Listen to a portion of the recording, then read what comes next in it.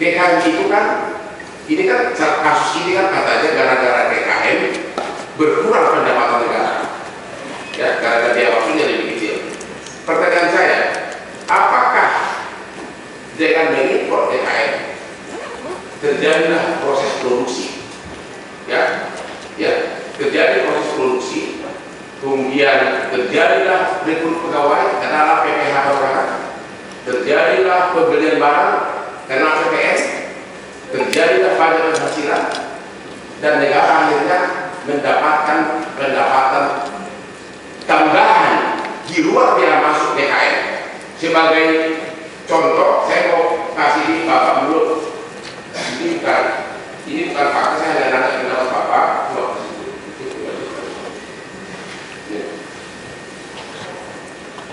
Saya tidak nanya berdasarnya ya, saya tidak nanya hanya soal jenis-jenis pajaknya. Coba sama ke Pak Dasar.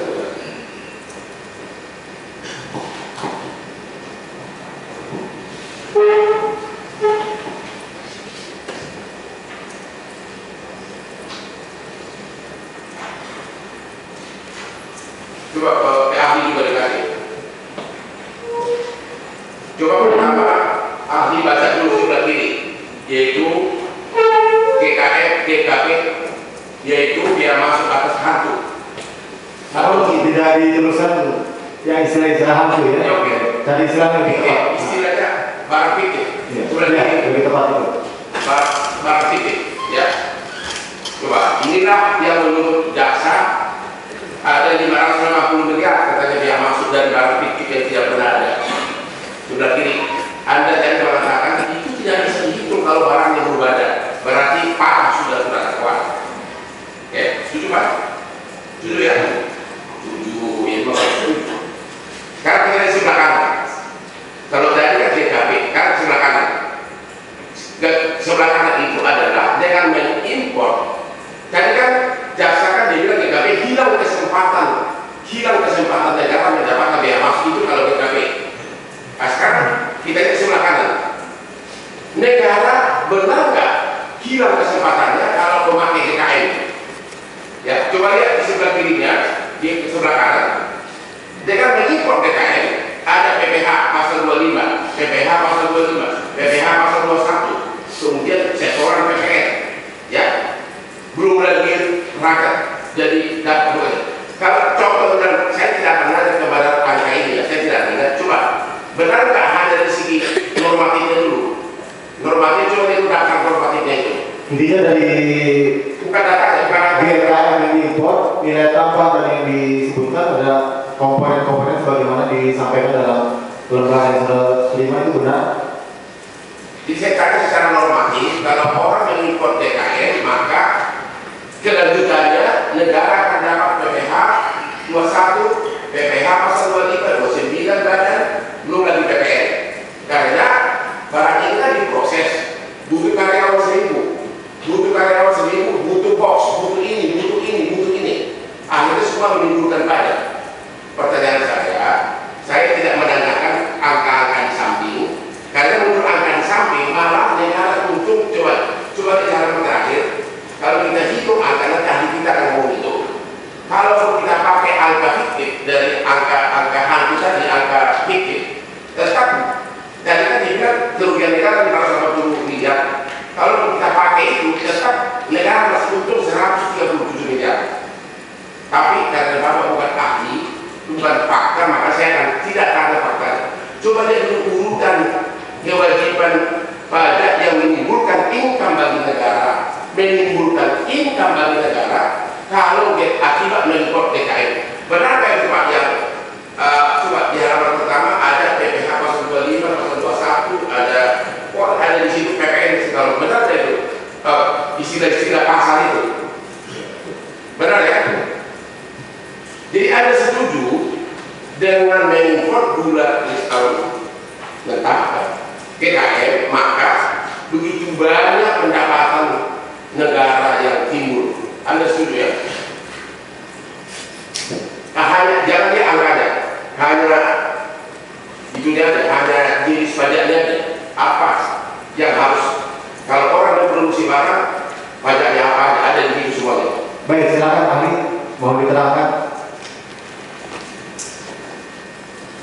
Saya pelajari sebentar.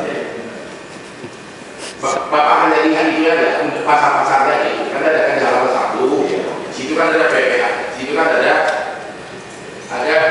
PPH pasal 25, PPH pasal 29 ada PPH 21, kemudian juga ada pajak impor, kemudian ada PPN, ya.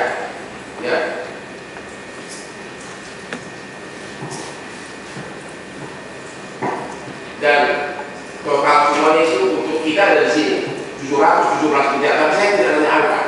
Pertanyaan saya, Anda setuju bahwa dengan mengimpor gula kristal Amerika, maka akan timbul kewajiban pajak dan pajak PPH dan perorangan dan PPN yang menimbulkan income sangat besar bagi negara. Anda setuju soal itu? Ya, karena prosesnya itu ada di perusahaan bersangkutan. Benar. Jadi memang prosesnya kan tadi kan halusinasinya kan kalau PKP harusnya dapat negara.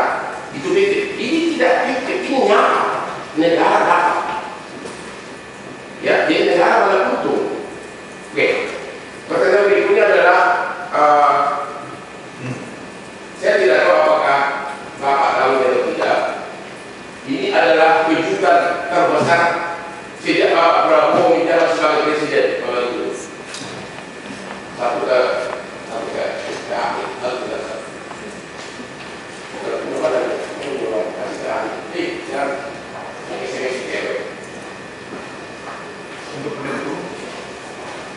Ini belum pernah dibahas oleh pengacara manapun.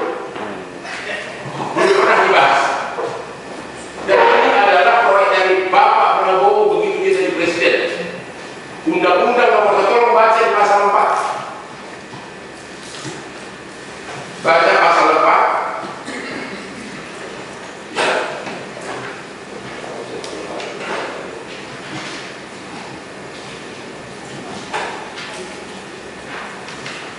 Dari mulai pasal 4A yang kami tandai itu sama pasal 4B. Coba baca yang tenang. Ini undang-undang bahkan saya sudah pernah bahas langsung dengan bos-bos di DPR. Ini benar nggak? Ternyata benar. Inilah induk pembentukan dan tentara. Di situ disebutkan bahwa sejak undang-undang ini dikeluarkan, seluruh BUMN bukan lagi kekayaan negara. Oleh karena jasa tidak berwenang. Coba baca dia Pak B. Coba baca. Ini belum pernah dibahas. Kalau ini dibahas, semua kasus Pertamina rontok. Karena ini undang-undang. Coba baca dulu. Pada pasal 4B, keuntungan atau kerugian yang didapat BUMN